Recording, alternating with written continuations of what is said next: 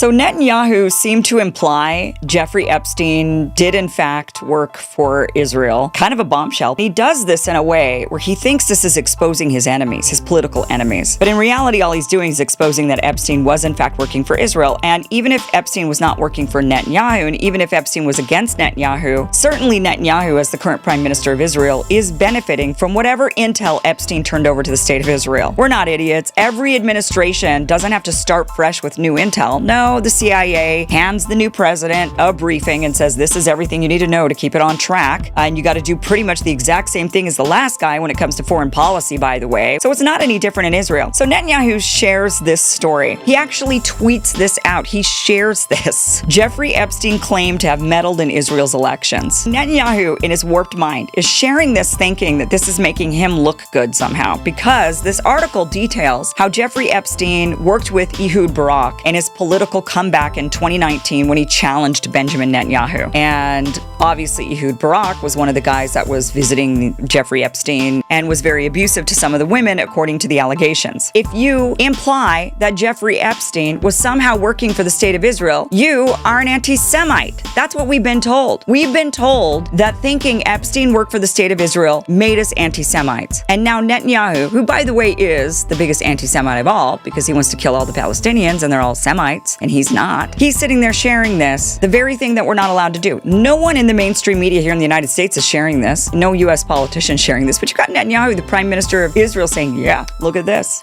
Epstein worked for Israel, just not for me. He worked for Ehud Barak, the other prime minister, just not me. And this is somehow supposed to what? What is this supposed to do? What was this supposed to do, Netanyahu? Because we all know that Mossad didn't burn the files when Ehud Barak was no longer prime minister. I mean, give me a break.